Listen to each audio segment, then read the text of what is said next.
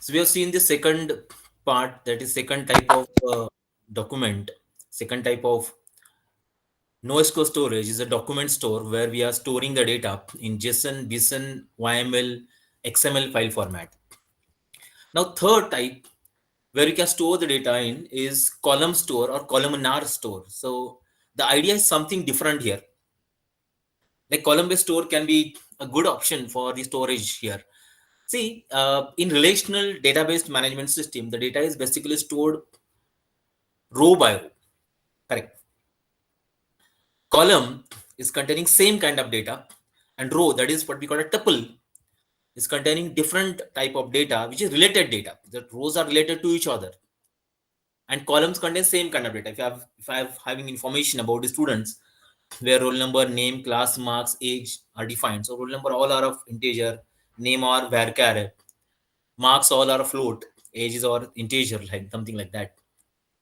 But we don't store data in table column by column. We store data in row by row, and every individual row is of different type, contain values or of different types there. Correct. So in column store databases, data is stored in column, means entries are stored column by column instead of row by row. Why? The thing is, now see, if I talk about an array concept, array means contiguous homogeneous element stored in memory location, all are of same type, connected with the same memory location there. Correct. But here, in case of the column storage, when data is stored on all content same type of data, it is faster operation that can be performed instead of storing data of different types. If you perform operation by storing data is of same type, okay, so what it does, it minimizes the number of disk accessed and avoids pulling unnecessary memory, which speeds up the record retrieval since query does not need to pass over the irrelevant rows return information. There means all data are of same type, their memory is same, disk operation performed are also same, while storing a data into the column format. So instead, only information within the column is queried. When you fire the data, only columns are specified. When you store data, then also only columns are specified, not the rows completely. Whatever rows you specify while putting the data inside a table, we don't use that. We use only column by column operation. That's what we call as column store. See this one. Now, here, when I having data something like that, here, country, product, sales, and I have to store this. So in RDBMS, we store the data column by, row by row. First this row, then second, see row 1, then row 2, then row 3, then row 4, something in this particular way. But when we store column based, so we store column by column. First country, all are same type. Then product, all are same type. Then sales, all are same type. That pattern is basically followed, which we call as column storage. So by this method, we increase the speed of retrieving the data and speed of storing the data also. Both advantages can be taken by following this particular method, which is called a column storage. See this. Columnar and row based. So basically, here we do have columns. Okay, data is stored column by column. Here data is stored row by row. This way. Here stored by column by column. Column 1, okay, then column 2, then column 3, then column 4. So these operations are performed fast, where these entries are stored together on a disk. They are all of same type. Here also row store, they are all different types. So for different type, dynamic memory allocation is done. Okay? Every individual entry is containing different type of data, different width of the data present there. That's why it takes some time in RDBMS. But here in column storage, we don't have like that. We store the data column by column. That is the advantage of using the column storage. Storage mechanism is different. So various databases are there which comes under this category, which follows this particular method to store the data. See, I'm showing a simple data architecture of Apache HBase. Its name was there in the Hadoop ecosystem that we have seen in the previous topics, HBase, which contain the concept of column families. Column families, where we have columns like that. See this row key, and we have a data. Personal data is a column family. Professional data is a column family. And under personal data, we have two columns, name and city. Under professional data, we have a two column, designation and salary. Correct. Personal data, two columns are there. Means one column is divided into two. This is called a columnar storage, which is being followed by Apache's HBase. Means we do not have a single column to store it. Column is divided into multiple, and combination altogether we call as the column families. Column families. So two column families we have here: personal data and professional data, like this, which is not possible in the relational database management system. This architecture is a third one by which you can store the data. Apache HBase is very popular database present in this category. Even Apache Cassandra also, which comes under the same.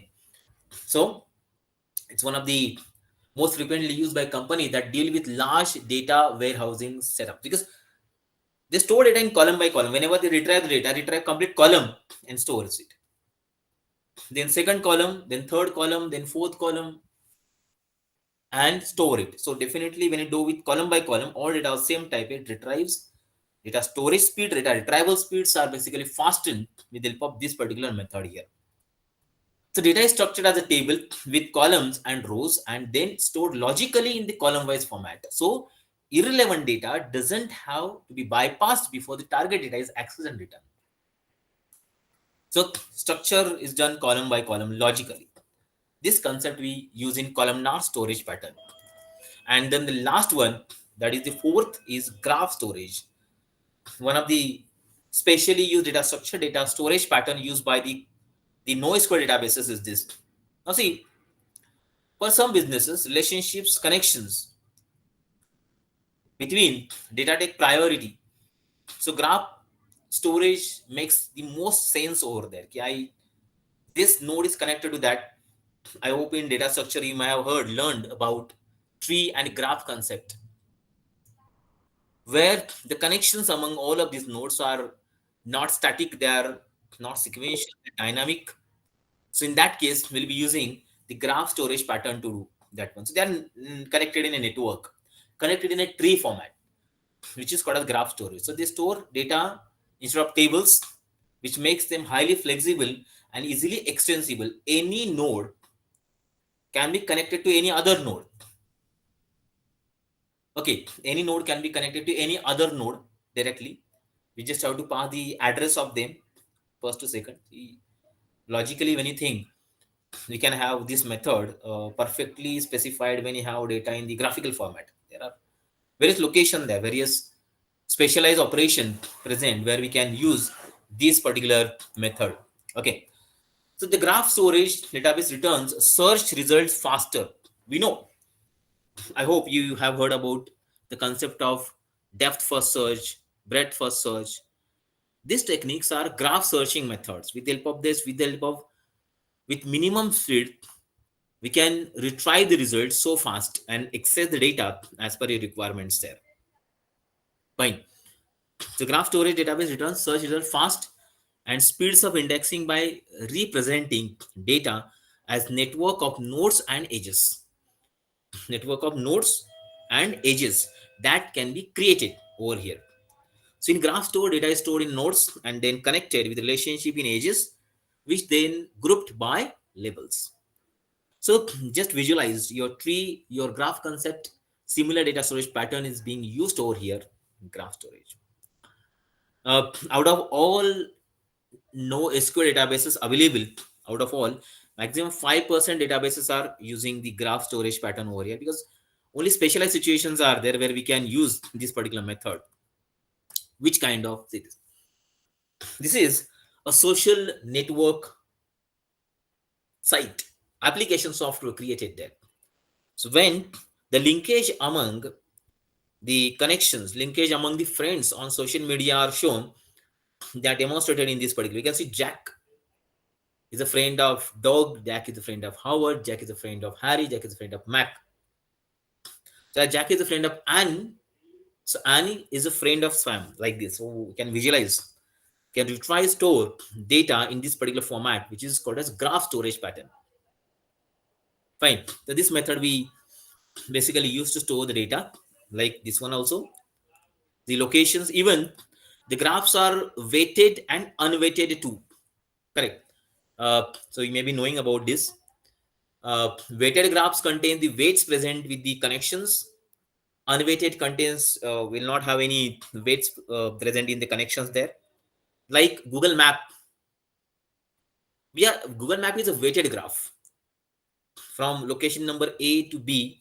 When you travel, so much amount of distance is present that can be shown as a weight on that particular node.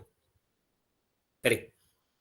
This data can be represented in the form of a graph database. In this particular way, we can store it. Okay. So whenever you have to travel, whenever you have to fetch the data from the extend path, that time we'll be using the graph storage pattern by following this particular method here. Now, the usability, a graph storage in is in these areas. One. Okay, data visualization and graph style analytics is very important. Where exactly you are, like in Google Maps, we have seen this. Okay, your location, your exact geospatial location, geospatial analytics can also be done with the help of these kind of the graphs there. That's the first one. Visualization Data visualization technique, basically by visualizing this method so effectively and accordingly, we can generate the interesting terms and opportunities in this particular case. Fine. Fraud prevention and enterprise operation there. So actually prevention in the sense location of the fraud can be detected by this following the path when data is flowed, from where data is flown from which location to which another location, that can be modeled with the help of the graph store here. This technique we basically use. Geospatial routing, I mentioned about the Google Maps routing. When I have to start from A to B and I just want to route there from A to B, so which location, which path we have to follow, that we can mention there. Payment systems also, yeah, UPI methods or social network, one of the great application of the same, where we can maintain the connections among the clients, among the customers of that particular social media site, can be noted in the graph storage format. Okay, so this technique we basically use for storing the data into the graphical format. The last method, fourth method of storing the data in the not only SQL format. Fine. So depending upon the kind of architecture, depending upon the kind of data, your requirement, you can choose one of these methods present from this particular application. Now, yeah, important question. Why do we use NoSQL? Reasons. I have already noted the same in the emergence of NoSQL session there. Ki NoSQL basically support large number of concurrent users. Concurrent means like multitasking method we do have there, multi-threading multitasking, where at a time multiple number of users can get connected to the system and they can access the data. Okay, distributed mechanism, and that's why it is possible to use this particular method. Then NoSQL delivers highly responsive experience to global distributed base of users, because again distributed mechanism, and that's the reason there. Then it is always be available, no downtime. Okay, reason is, I'll show reason that consider replication is being used over there. Okay, data can be replicated multiple number of times among n number of nodes there. So whenever we fire a query to access the data, it can be accessed from one location. If it is not present, if network connectivity is not there, you can access from other location also. Downtime is almost zero. Any number of such replicas can be created. In Hadoop also same distributed mechanism is used. So multiple replicas are possible. If one replica is not responding, second we can use it to access it. The downtime is almost 0%. Then it can handle both semi-structured and unstructured data.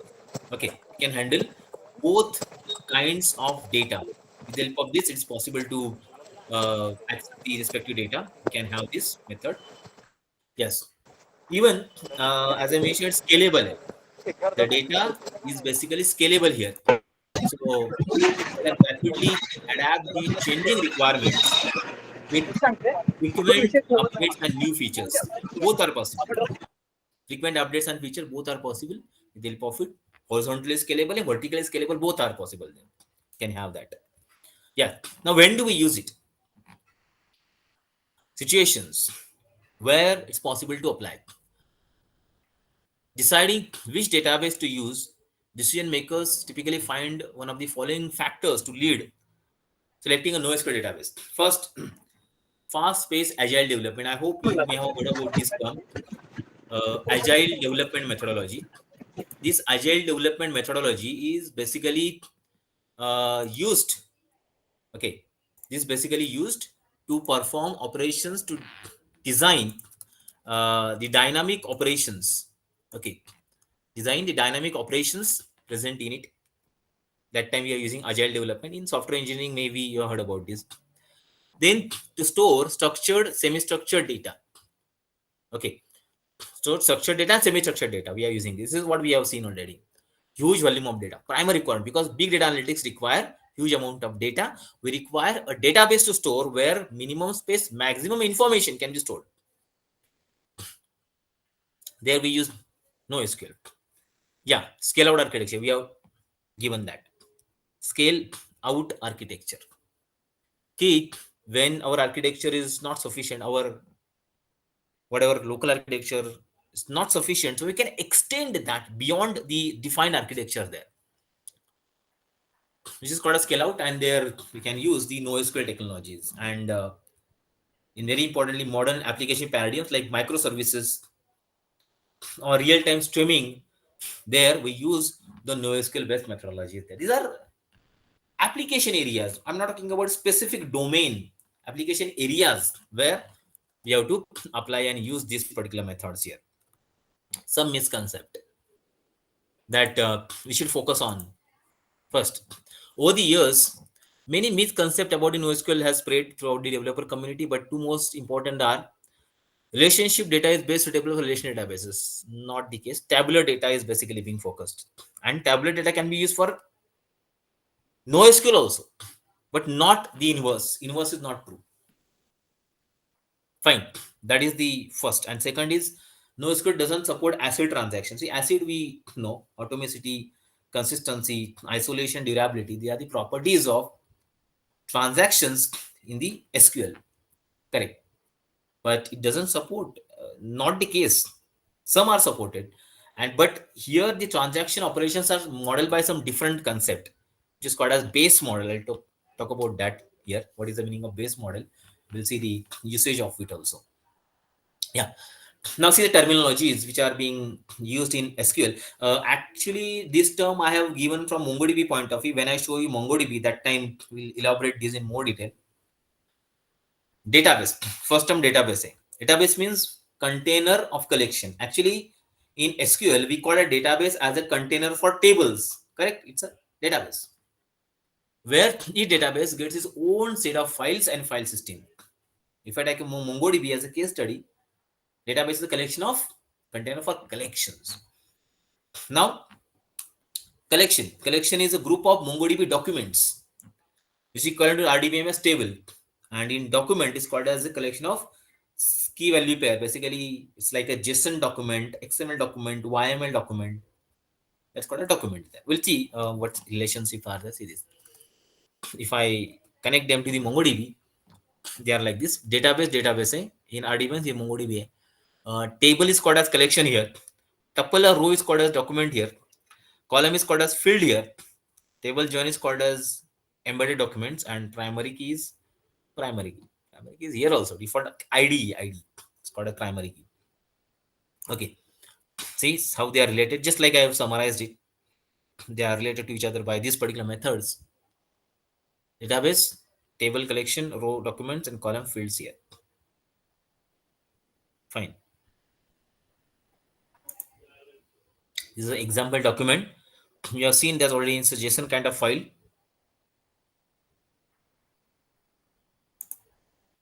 Okay. Now, what are the advantages of using NoSQL technologies? First and very important, schema-less. No schemas are defined. We don't have to create a table and define what data type they contain, they carry is not required.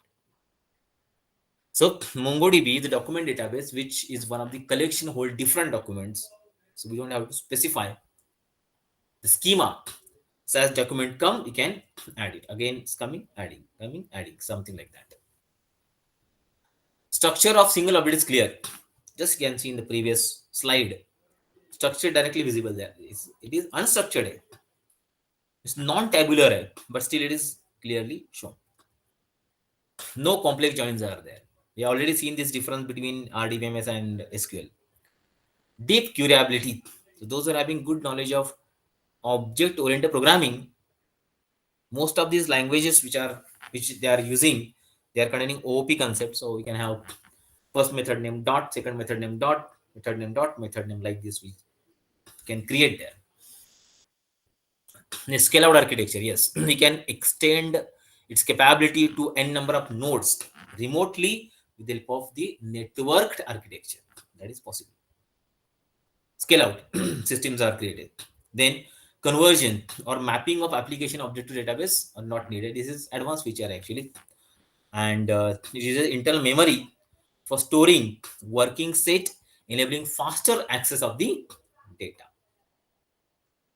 Advantages, primary advantages of handling and using the NoSQL systems here. Now, already I mentioned about this. The ACID compliant, means what ACID properties are there? They are used to define these transactions in SQL. But we are using base properties here because transactions are modeled characterized by base model here in NoSQL. The rise of NoSQL provided a flexible and fluid way to manipulate the data. We know. As a result, this new database model was designed reflecting these properties. So we do have a base model here by which you can describe the properties of the MongoDB here. So base is also having a very strong full form here. BA means basically available. S means soft state, and E means eventually consistent. These are equivalent to the CRUD properties, means whatever CRUD properties we use, and in MongoDB, so they are applicable, they are provided by them. And if I differentiate actual availability properties there, you can have ACID properties for SQL is characterized by ACID properties, and NoSQL for base properties here. What is the meaning of them? First, basically available. See, rather than enforcing immediate consistency, base model NoSQL databases will ensure availability of data by spreading and replicating it across the nodes of the database cluster. There, basically, available means they're up and on. Why? Because replications are present. Because redundancy, multiple copies of they are created, they are available in distributed fashion across the network. So they are always available, up and available, consistent. Fine, basically available. The first, always. This is the first property of. Second, soft state. Now, immediate consistency is not mentioned present inside these DBMS systems. The data values may change over the time. Data value may change over the time. The base model breaks off with concept of database which enforces its own consistency. Every database contains their own mechanism to ensure the consistencies in the data, delegating that responsibility to the developer. That is called as software. Software means software aligned consistency is provided by NoSQL databases. And third, eventually consistent. The fact that the base doesn't enforce immediate consistency doesn't mean that it never achieves it. However, it does. Data reads are still possible, even though they might not reflect the reality. That is, eventually they are consistent. You can see base model applied. That's third techniques are applicable. So whenever consistency are required, you can provide them from the software point of view. So SQL, NoSQL, sorry, they are characterized with the help of this particular base model here. Now, which databases are having this? So just SQL databases are almost uniformly ACID compliant. All are, okay, they are having these properties, and if they are following these properties, they are called as SQL. Or even You might have heard about CORDS 12 rules are there. Okay, 0 to 12. The SQL which follow that rule, that's called as SQL database. SQL. Correct.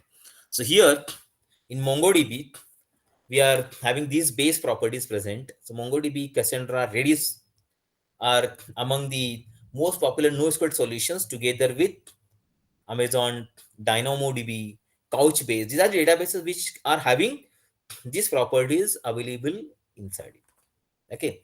And remember, all which names are given, they almost all are open except Amazon DynamoDB. DynamoDB cloud-based database where we can connect with our system. They will give you a terminal, log in there, and use your data stored directly onto the cloud. MongoDB locally can be created. Cassandra also, Redis also, Couchbase also. They can be locally possible to create over there.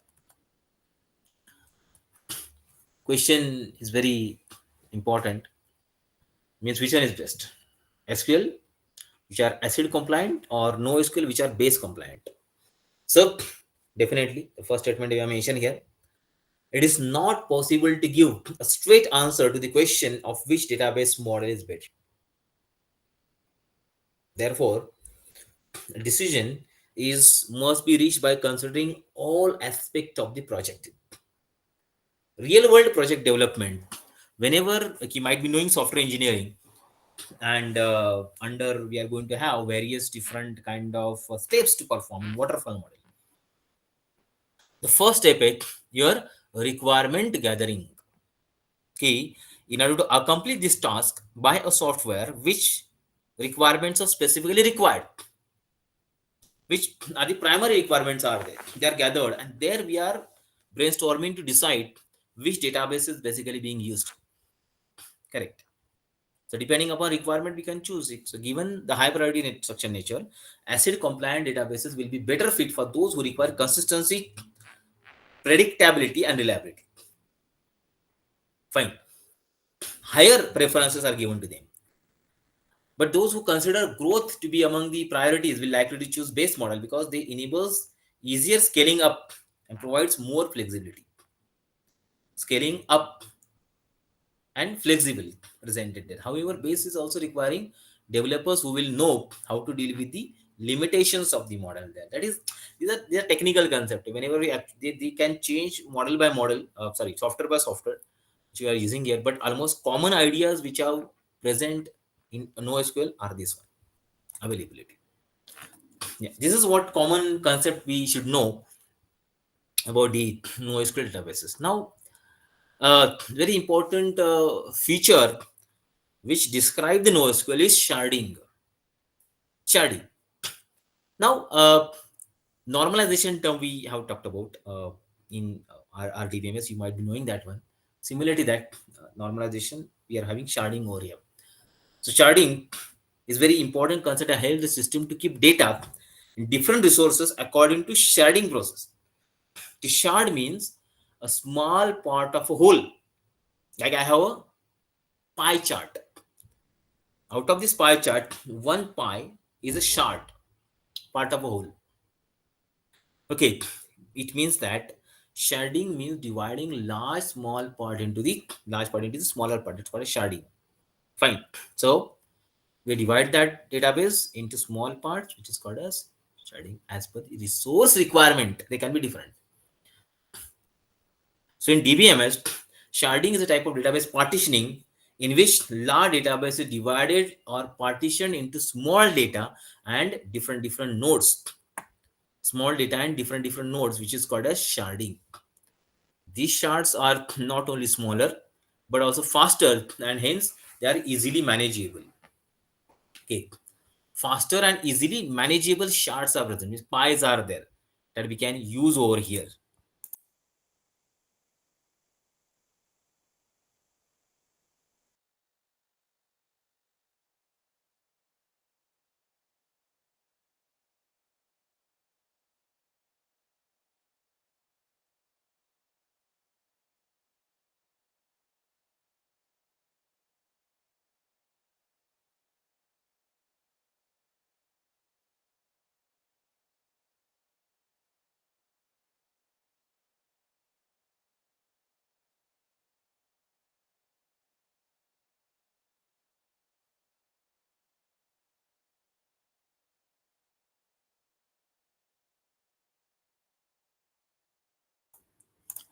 So it's called as sharding. Okay. So pies are created, divided into small, small parts. Let's take an example of this.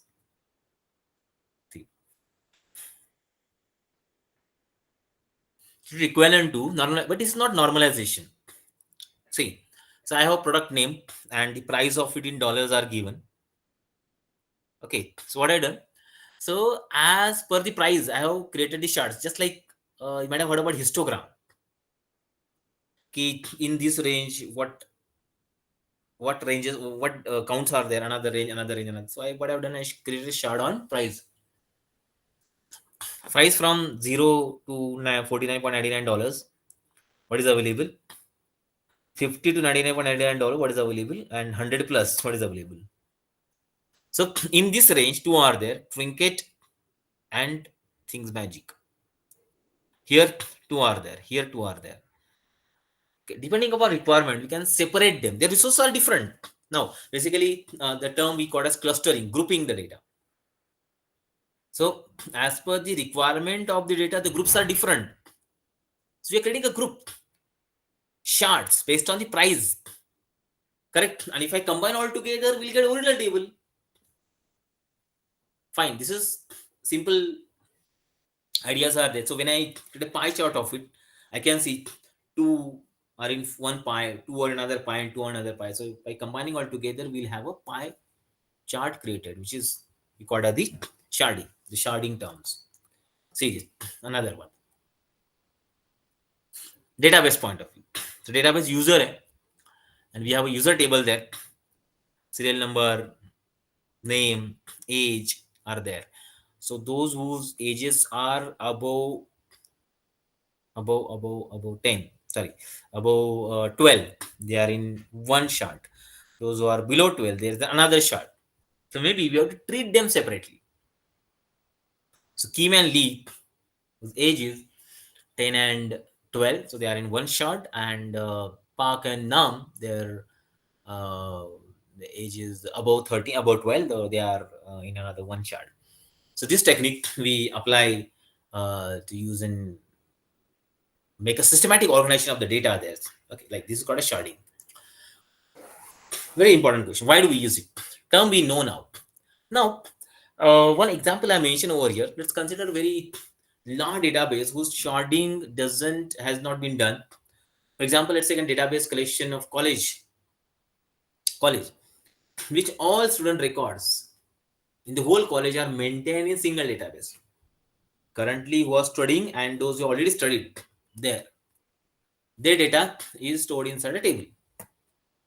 So, what will be the problem? So, all data is there in the single table there.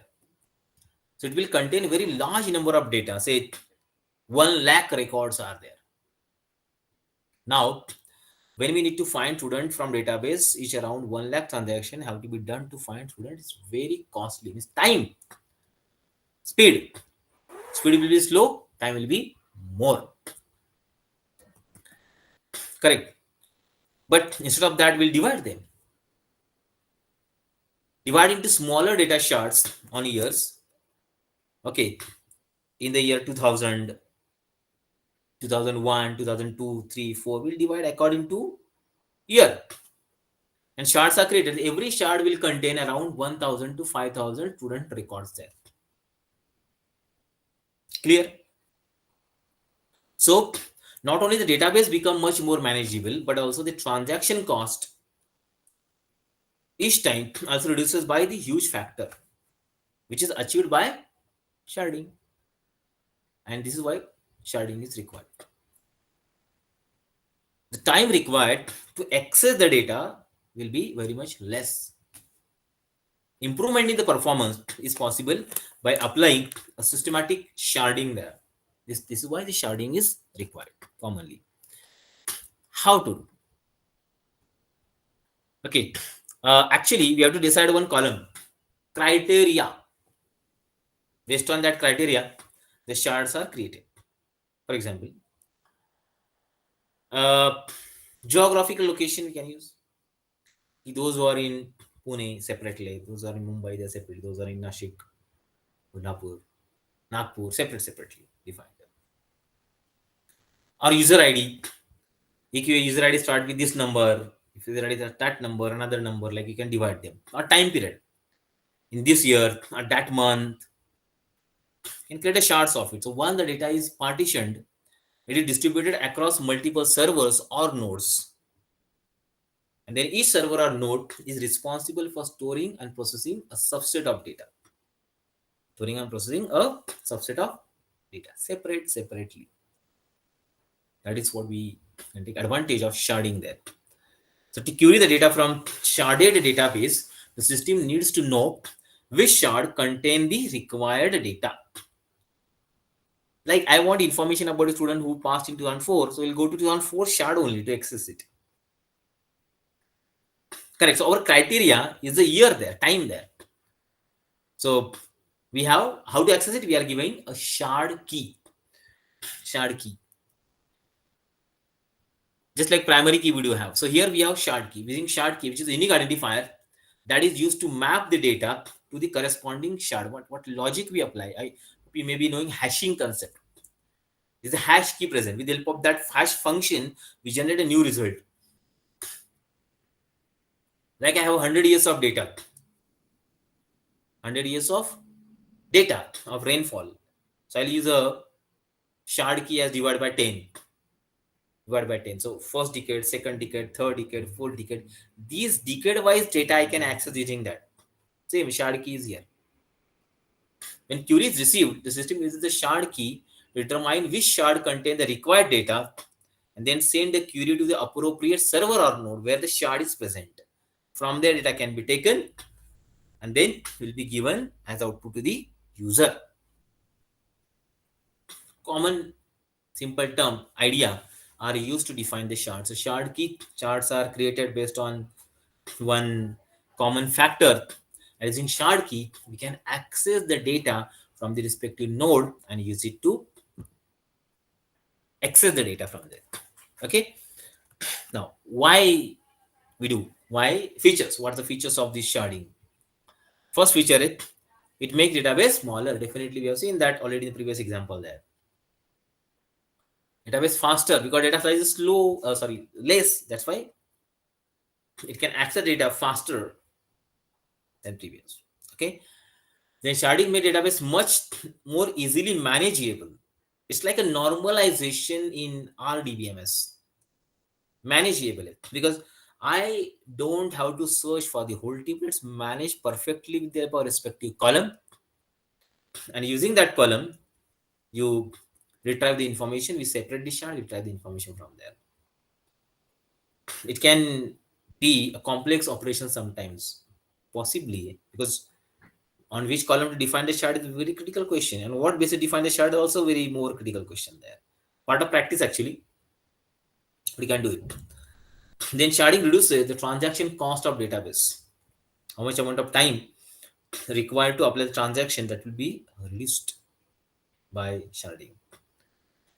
Each shard reads and writes its own data. Commonly everywhere is available similarly. Many NoSQL databases offer auto sharding. We have to define on which column we have to do the sharding. So they will define the criteria perfectly. We can modify that, but auto sharding is enabled. So data is stored in typically different kind of shard form. Okay, and very importantly, it's a fault tolerant. Okay, failure of one shard doesn't affect data processing of other shard. They are not interlinked. They are working parallelly, independently. Okay, that's what the sharding basically is. The common feature. Why do we apply that and how it is beneficial to perform database management system operations here? That is what sharding does. Okay. Now, what are the benefits of it? Why do we apply? Yes, scalability. First feature, it's an operation result of SQL. It's NoSQL itself is scalability.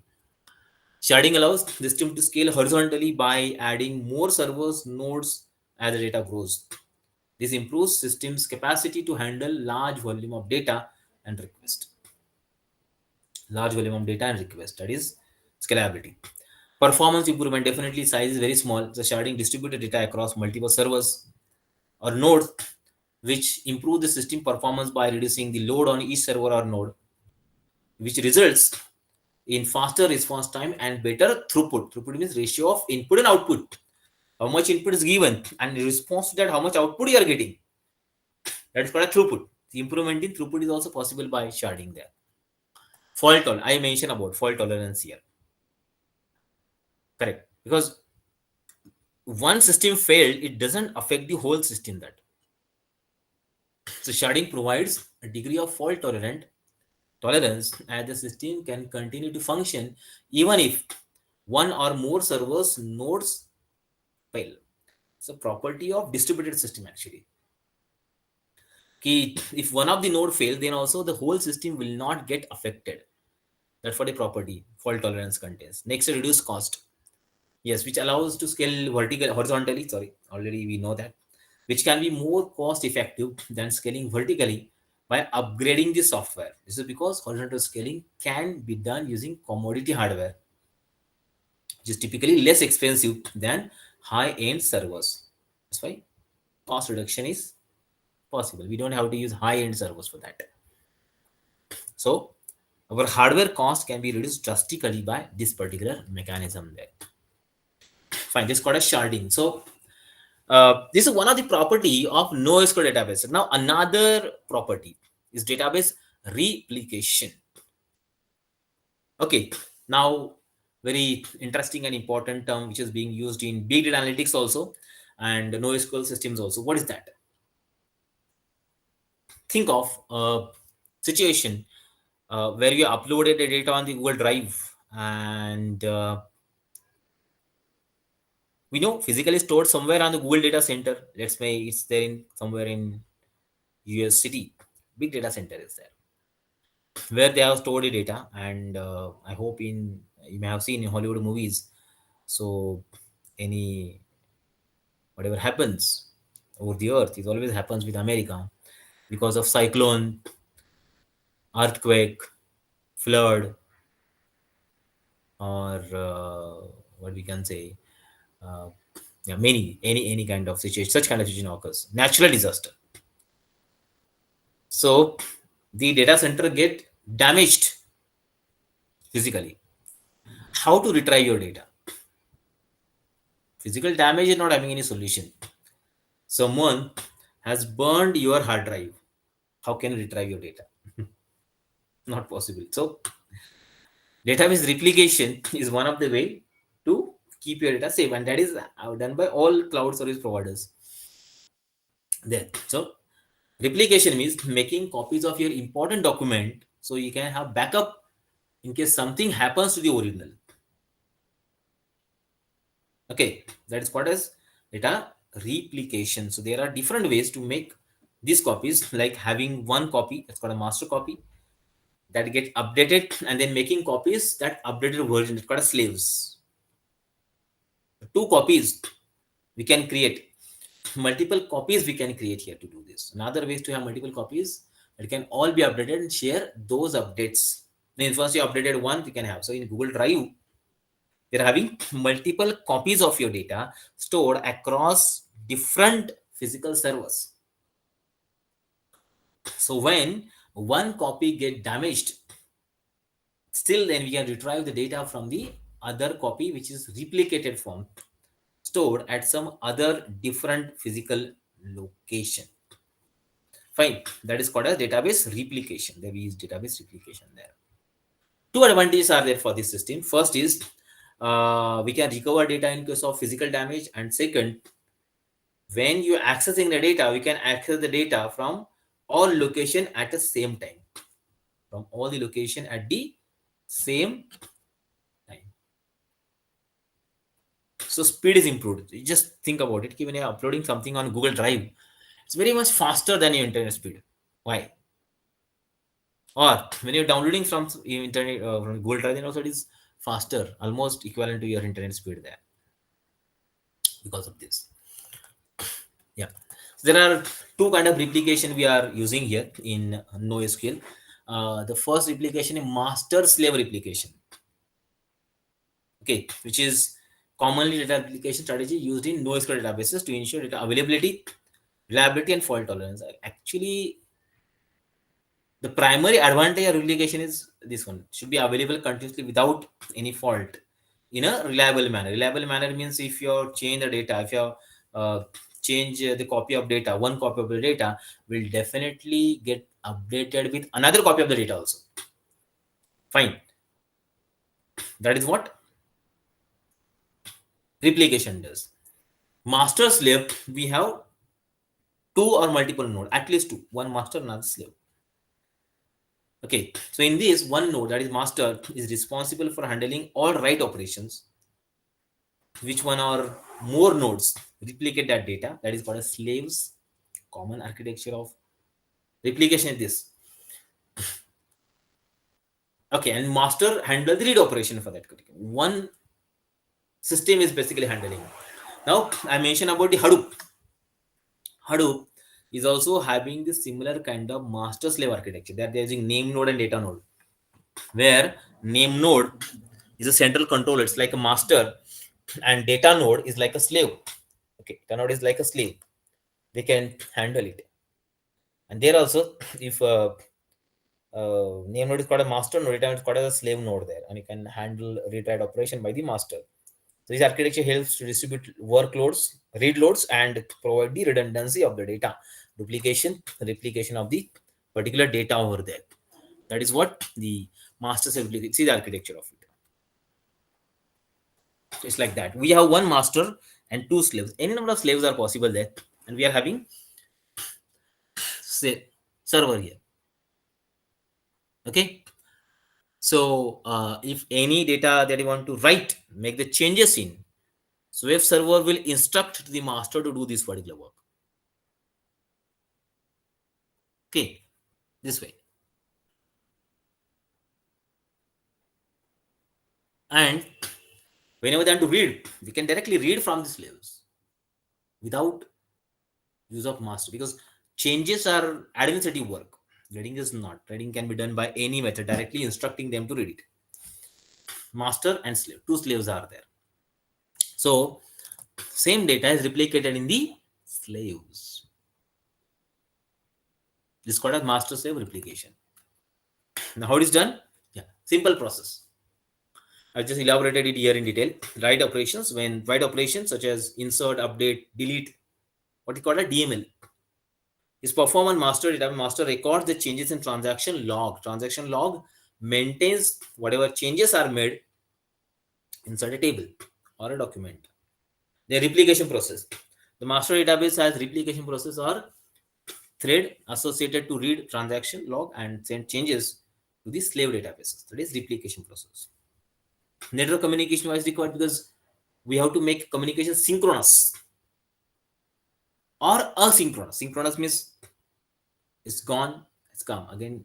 Send, receive, send, receive. Asynchronous means only sending or only receiving. Then apply the changes. Upon receiving the changes, slave database applies them to the own copy of the data. So everywhere updated copy of the data is maintained.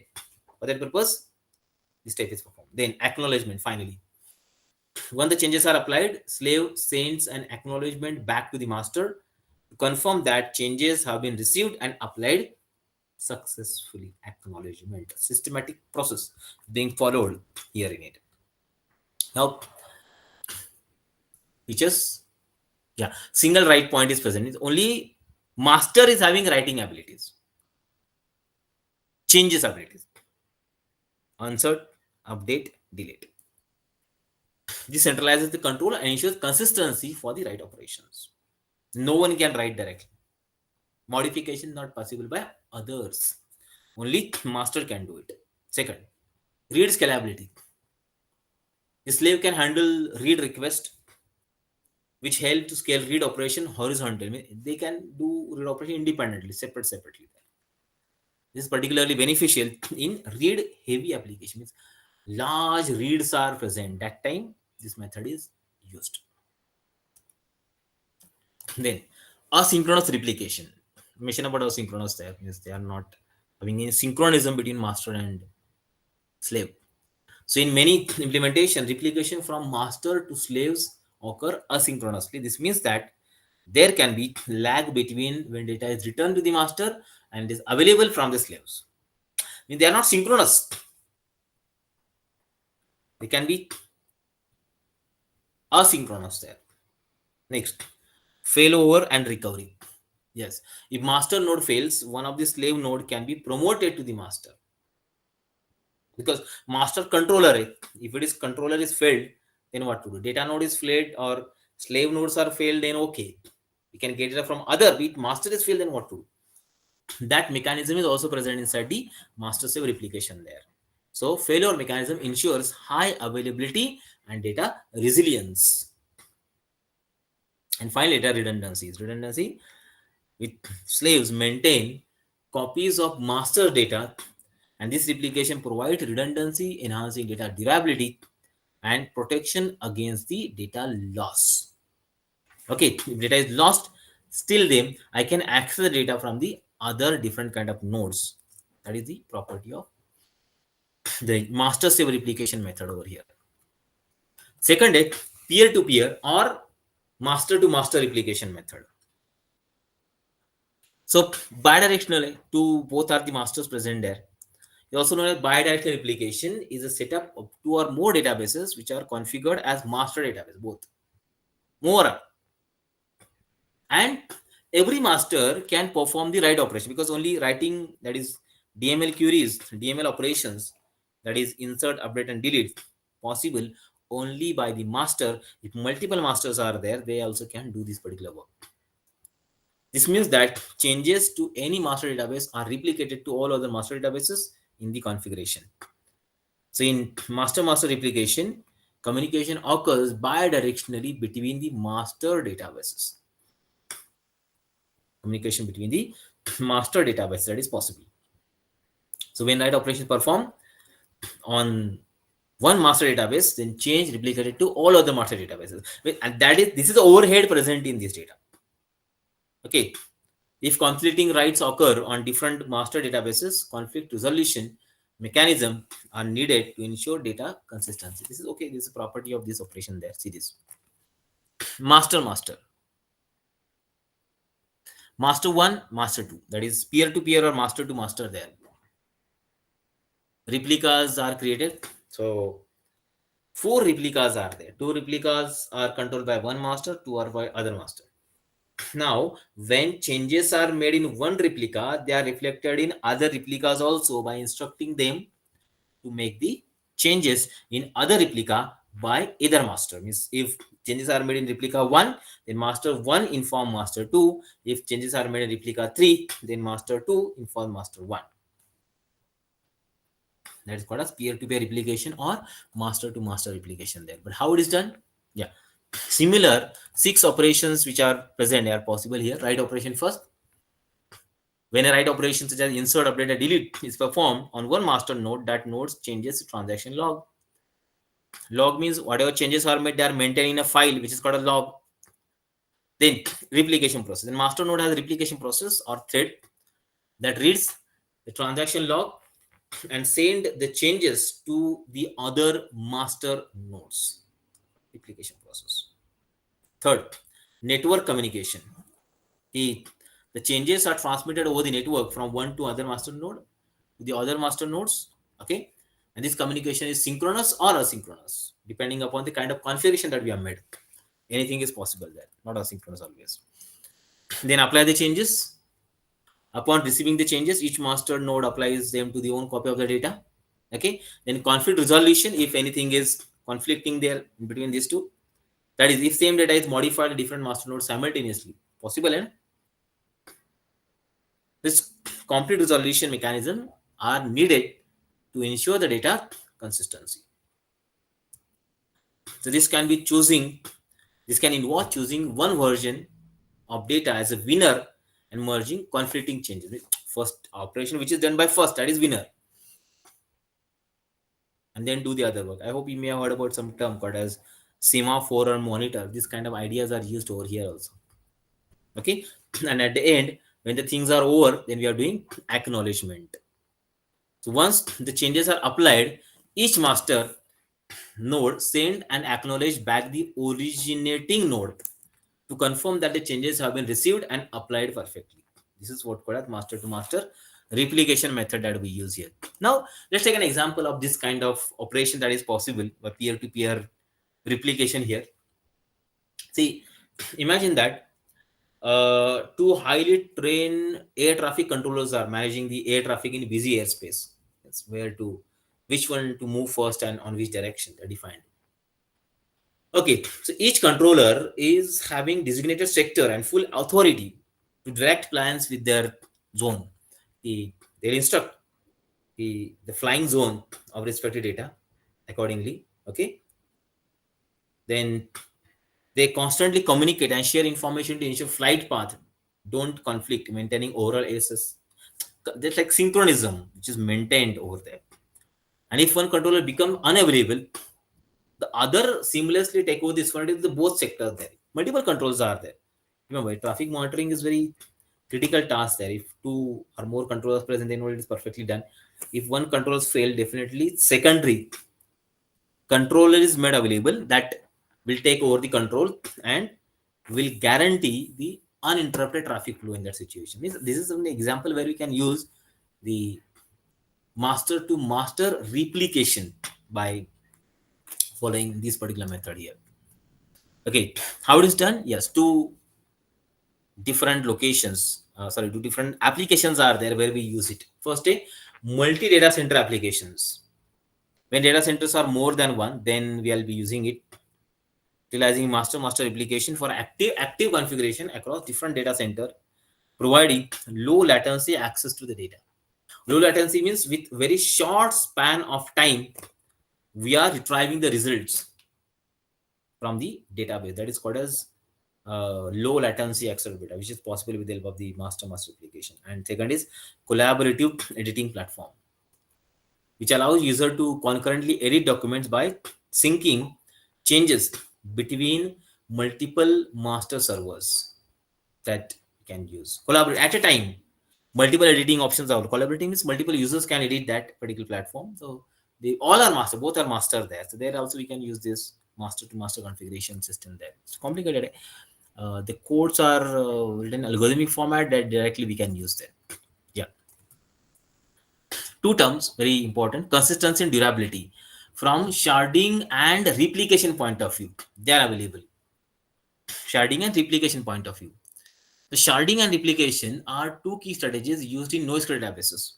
We have seen that to manage data at scale, and they can also be used to lead relaxed consistency model. Means when your data is consistent, that time you're using it. So, see, what about the consistencies? Consistency and durability. Two operations are part of the ACID operation there that we can apply. The sharding involves partition data across multiple data. We know that what it does to distribute the load and improve performance, where each shard holds subset of data allowing for horizontal scaling. TK. First, what is use of consistency there? Two terms we'll talk about: relaxing consistencies and durability. We know consistency, you know about it. In SQL, it is present. And second is durability. Means should be durable for long amount of time. Okay, so three things that are required to consider while sharding and replications. First, a trade-off. Eventual consistency, base model, eventual consistencies are there, which allows system to provide higher availability and partition tolerance, aligning with cap. Okay, we'll talk about what is cap. Cap is a theorem. Consistency, availability, and partition tolerance. The trade-off management is possible there. Second, application design. Developer can design application to handle inconsistencies, such as implementing conflict resolution strategies or using application level caching to manage data freshness. And third, user experience. For many such use cases, such as social media feed or e-commerce catalog, users may prefer faster responses with some stale data or waiting for strong consistency, making relaxed consistency acceptable. Consistent. Secondly, durability. Durability means whatever data you have returned, that is durable for so long time. So what's the relationship of sharding and replication with this? Yeah, first, performance improvement. So by relaxing the durability guarantees System can achieve several benefits, but there are trade-offs present there. Which one? Performance improvement first.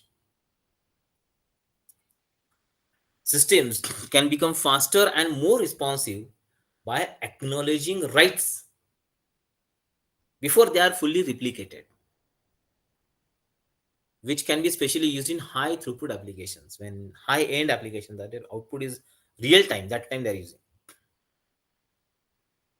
Second is user experience. In many scenarios, users may tolerate some data loss in exchange for better performance and availability, particularly non-critical applications when they don't require the operation to get perform on time there. And third, application level handling. They're using reliability strategies such as periodic backups or logging changes to mitigate the risk of relaxed reliability. These are the common application areas where the durability and consistency is important, but it is modeled by one theorem. It's a theorem in NoSQL, and that theorem is CAP theorem. CAP. CAP is called as Brewer's theorem. What is that? It's related with the consistency and durability of the data present in NoSQL there. So, what is that? It's a belief from theoretical computer science about distributed data stores that claim in the event of network failure on a distributed database. We're not talking about only NoSQL, any distributed database can contain it. It is possible to provide either consistency, availability, but not both. Any one of them, either consistency or availability. So, three terms are present here in CAP. Consistency, what is the meaning? All reads receive the most recent write or an error is possible. Second is availability. All reads contain data, but it might not be the most recent available on time.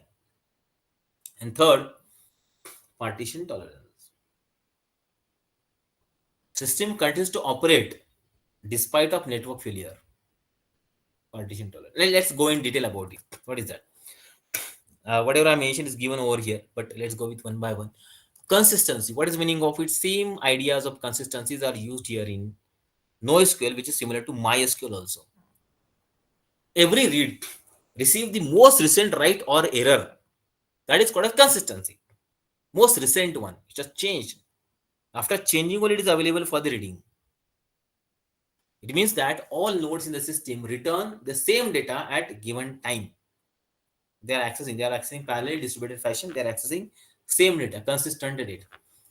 Second, okay, let's again, for example, there. Key, when user writes to the database, any subsequent read should return that data.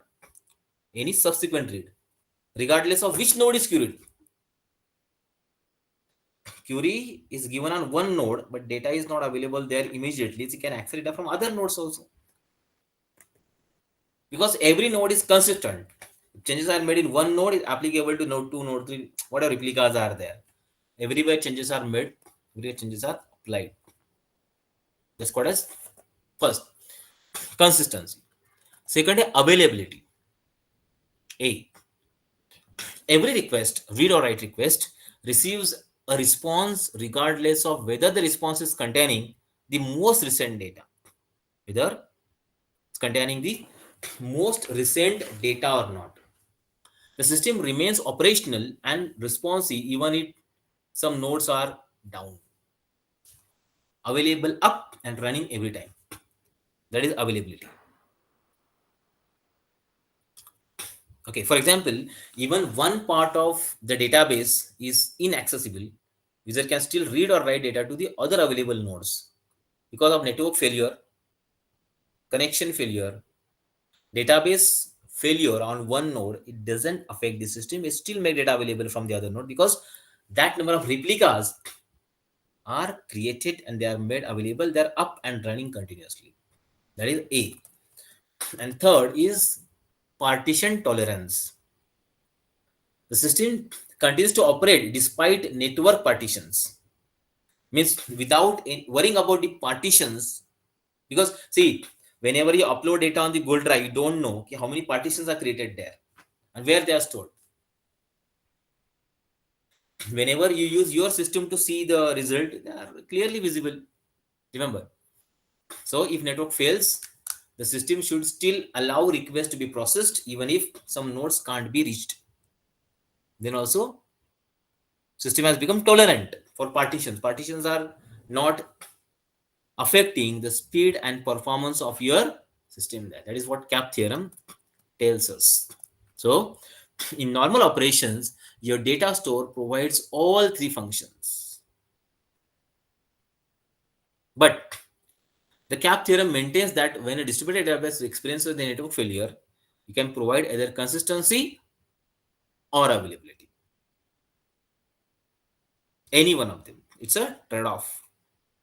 If one you are going to achieve, you have to lose the second.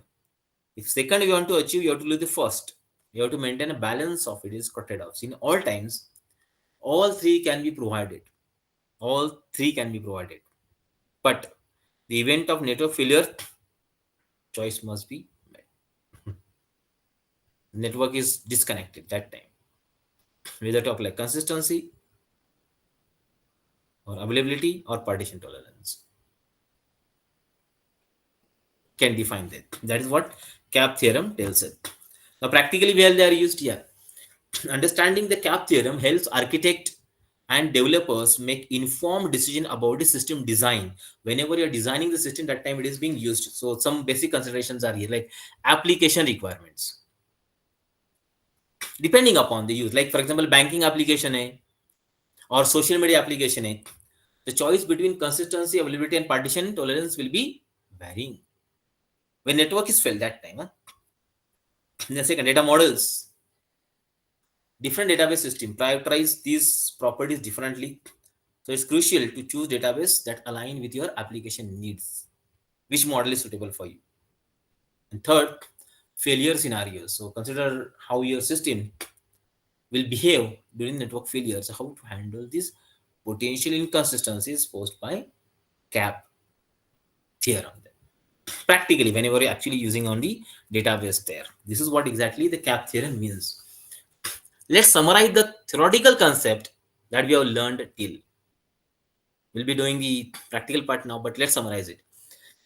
First, we have seen the NoSQL overview, where non-listed database is designed for handling large volume of unstructured and semi-structured data. We know, correct? Then there are four type of databases we have seen, which include key value store, document store, column family store, and graph databases. Then we have seen scalability. Horizontal scaling is supported to distribute data across multiple nodes for improving the performance, which is one of the primary property by which, because of which, companies are using this particular data or this particular database storage patterns over here.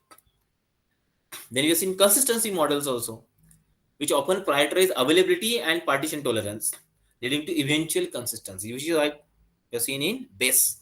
Eventual consistency is because of that. And then we have seen various real world applications where relational NoSQL databases are basically widely used in big data applications, real-time analytics, content management by majority of technology companies which are using the database as a backend for various of their projects to maintain the data and use it. What exactly outcome is NoSQL are the databases where store data not only SQL format, but they can store data in unstructured and semi-structured format. They can store it.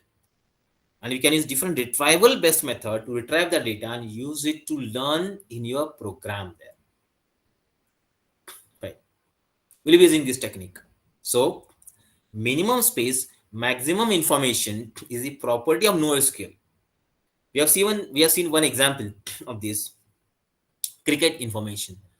We have to store the data. We have provided the information, and that information not present possible to store, but it will be having wastage of memory. Latency time is also very high. To avoid that, we are using NoSQL databases. We have seen NoSQL databases, their terminologies which are very commonly used along with sharding, replication, consistency, cap theorem related to the same. That is, these are the common ways by which you can describe the NoSQL database systems over here. By this particular method, you can understand and learn the ideas of NoSQL database management system here. Now, I think any question you can ask. I'll show the MongoDBs from installation point of view.